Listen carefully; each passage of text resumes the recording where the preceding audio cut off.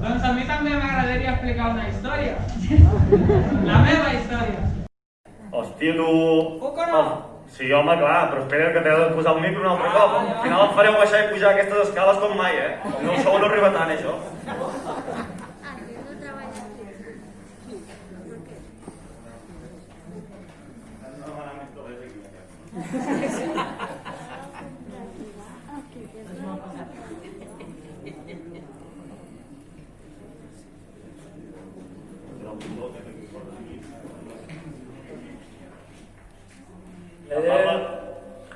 Sí, se sent. Molt bé.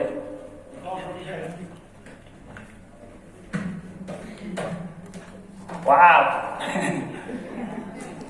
Abans que res, em presento. Jo em dic Mohamed Moulud Beshiri. He nascut al desert del Sàhara, dins les tribus nòmades, és un altre món, allà no en tenen de compratives. Als 11 anys vaig tenir l'oportunitat de... l'oportunitat me la van donar, la Dolors i el Pau, socis d'aquí. Llavors em van donar l'oportunitat de poder créixer aquí, justament a aquest poble, i poder estudiar i, ser algú, existir pels d'allà. Llavors, a base d'això vaig conèixer la comparativa. Va ser la comparativa la que em va ensenyar la cultura, la que em va facilitar poder integrar-me. No era l'escola m'ensenyaven a parlar o sumar. I a casa m'ensenyaven a menjar, això és fuet, això... Sí, clar. Van ser els diables els que em van ensenyar quines són les... raïs, ara mateix, veus? Arrels. Quines són les arrels del poble, quins són els valors d'aquí, perquè els d'allà són molt diferents. I clar, us he de dir que créixer amb dues mares és difícil, perquè un et diu menja fuet i l'altre et diu és pecat, llavors fes el que vulguis.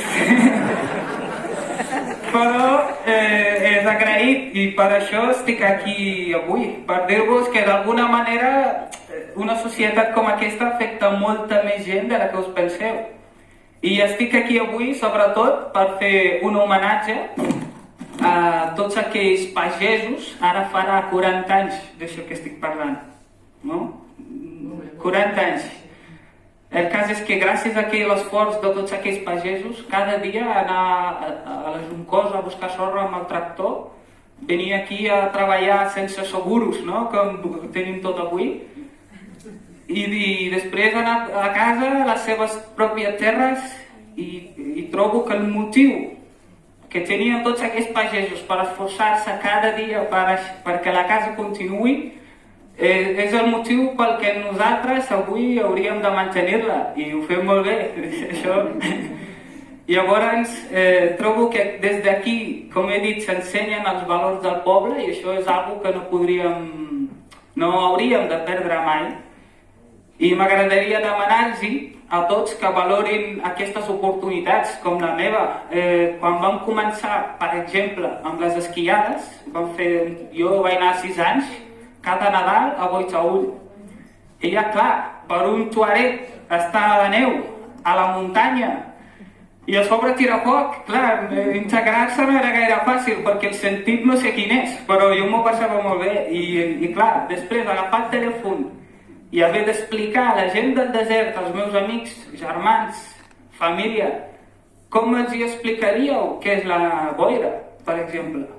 Com li fas entendre a algú que no està ni acostumat a veure els núvols què és la boira? O què és una muntanya? O per què està la moreneta? Per què li resen a una negra? Això són coses que, clar, com ningú t'explicava, li havia de buscar el sentit que ho trobava, no? I després explica-ho als d'allà que no ho veuen. Però, tot això fa que una mica en mica hi busca sentit, no, a les coses, i s'agraeix, sobretot aquí. Jo agraeixo als diables i a tots aquests pagesos que fan i feien per aquesta casa, i m'agradaria demanar-los que no deixin mai de donar suport a una casa com aquesta, perquè és un cofre de grans històries, com hem vist fins ara, i perquè és una societat d'oportunitats, com la meva. Gràcies.